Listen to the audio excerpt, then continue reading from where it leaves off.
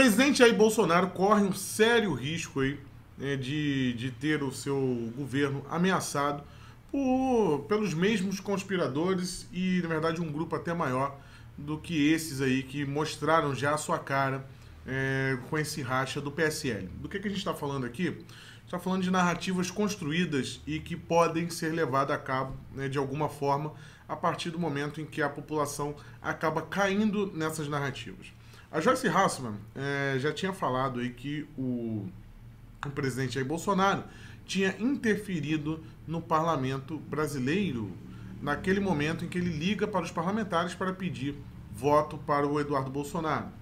O delegado Valdir alegou que o presidente da República comprou votos de deputados através de cargos, né? Ofereceu cargos para comprar votos, quando na verdade nós temos aqui depoimentos de parlamentares mostrando que quem teve essa prática foi o próprio delegado Valdir e a Joyce Hasselmann. Mas o que vale, meus amigos, são narrativas. Nós sabemos que o presidente não cometeu crime, ele não interferiu no parlamento.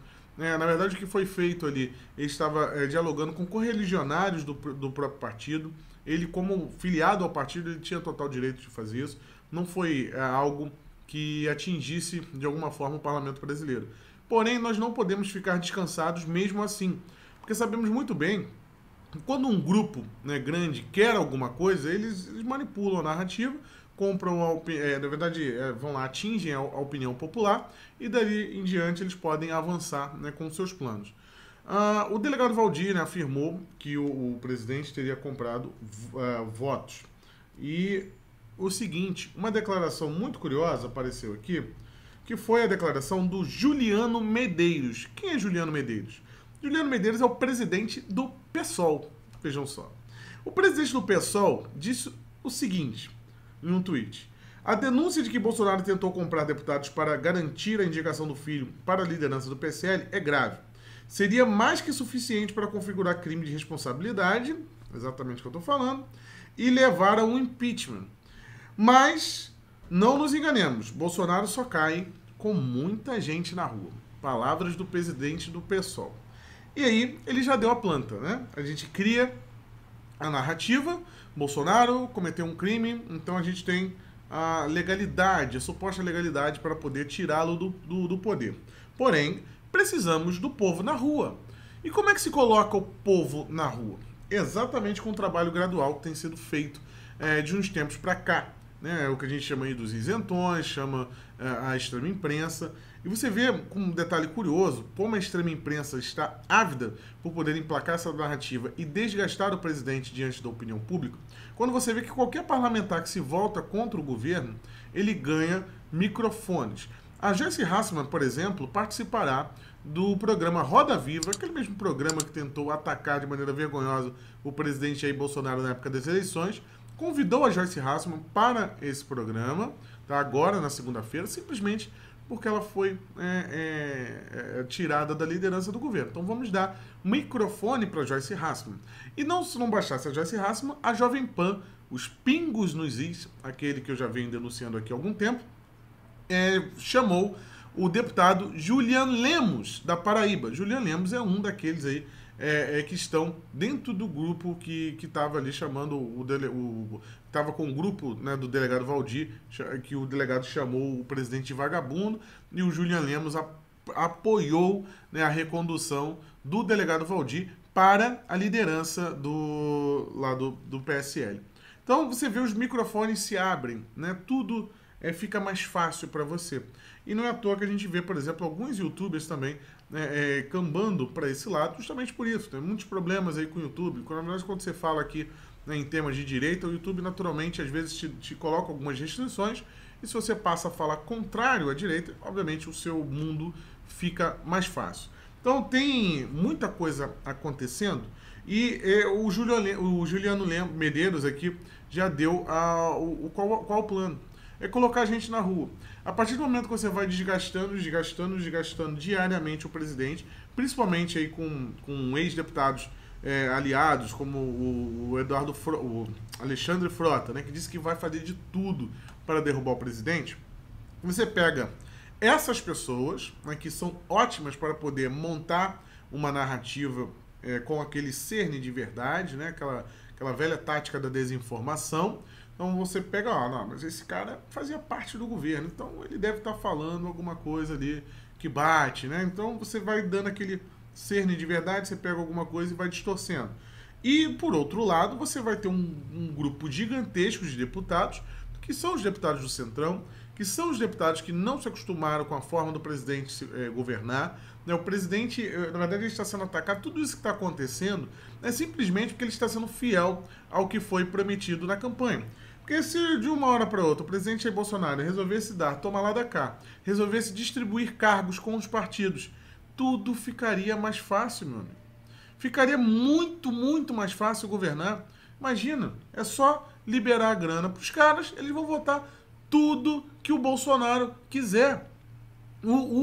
Vale lembrar que o Lula, na época do mensalão, ele conseguiu aprovar o Estatuto do Desarmamento, mesmo com aquele referendo, né, mostrando que a população era contrária àquela situação. E os deputados, pela grana, foram lá e acabaram votando. Então, é muito mais fácil governar com o toma lá da cá. Mas a realidade mostra que o presidente Jair Bolsonaro, por ser fiel aí às suas convicções, à sua forma de governar e fiel ao seu programa de governo, tem sofrido muito com isso.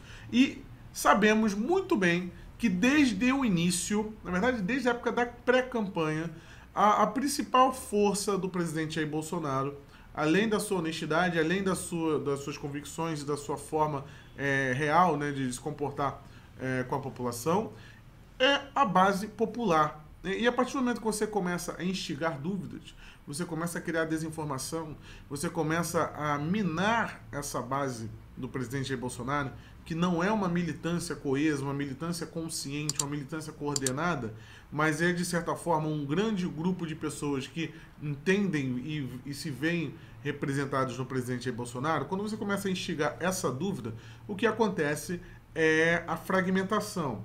E aí é o momento crucial para a esquerda colocar o povo na rua. Lembra lá do tweet do Juliano Medeiros, presidente do PSOL? Bolsonaro só cai com muita gente na rua. E não é só o Bolsonaro que cai com muita gente na rua. Qualquer um cai com muita gente na rua.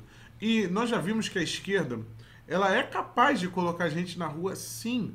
Vimos aquela manifestação na época do contingenciamento, né, da verba para as universidades, inclusive que foi liberado agora essa semana, não teve um pio aí, né, do pessoal. Vimos que eles colocaram bastante gente na rua, né, num dia de semana, fizeram um tumulto grande. E basta eles fazerem algumas manifestações nesse sentido, muitas delas ligadas a sindicatos, ligadas a grupelhos estudantis, mas isso não vai importar, porque esses deputados no Congresso já estão predispostos a derrubar o presidente. Então, mesmo que aquilo não seja uma manifestação orgânica, seja uma manifestação muitas vezes paga, com pessoas aí ligadas a grupos e sindicatos, não vai ter problema. Eles vão comprar aquela ideia, a imprensa que também odeia o presidente Jair Bolsonaro e está, como grupos como o Globo, por exemplo, aí, estão na pindaíba, né, devido à falta de verba do governo federal. O que vai acontecer é que eles vão montar toda a narrativa, né, a narrativa de que tem povo na rua, o Bolsonaro cometeu crime de responsabilidade e os deputados lá do Centrão vão conseguir a maioria para votar a favor do presidente. Aí eu te pergunto, né? Na verdade, aí a gente se pergunta, como é que faz então para barrar isso? Bem, apoio ao presidente da República. Se eles botarem uma manifestação contra o presidente, vamos botar uma maior. Nós já fizemos isso na manifestação do dia 26, né, quando eles tinham feito no dia 14, se eu não me engano. Essa manifestação colocou bastante gente da esquerda na rua e nós fomos lá e colocamos mais pessoas ainda. Então, dessa forma, o presidente Jair Bolsonaro poderá continuar com o seu programa de governo. E é muito sério, tá? É muito sério. Tudo isso que está acontecendo é parte de insatisfações de alguns deputados que queriam mais do presidente, queriam um pouco de velha política e o presidente não está dando. Outra parte é a parte do centrão fisiológico esquerda. A esquerda já é a parte ideológica mesmo, contra o presidente. Tem a parte do centrão que também entra aí, que não está acostumado com essa nova política. Tem a parte da imprensa, que já não gosta do presidente naturalmente, né, pelo viés ideológico e também por ser um cara que expõe as fake news da imprensa. Então são vários setores de pessoas inconformadas que montam uma narrativa para vender isso para aquela base gigantesca do presidente da República, que é o que sustenta ele. E dessa forma, eles vão tentar derrubar o presidente. E não é à toa que essas palavrinhas começam a surgir. Crime de responsabilidade, presidente comprou votos e coisas nesse sentido. Então, devemos atuar de maneira dura e a resposta tem que ser firme contra esses canalhas conspiradores. Aqui foi Alan Frutuoso para o canal Vista Pátria. Se inscreva no canal, compartilhe o vídeo, tá? Isso é um tema muito importante e grave. Mais tarde eu falarei aí sobre o Foro de São Paulo e como ele tem atingido a América do Sul com força, Equador, Peru, agora aí o Chile. Vamos falar um pouquinho sobre isso mais tarde, tá bom? Até a próxima. Tchau, tchau.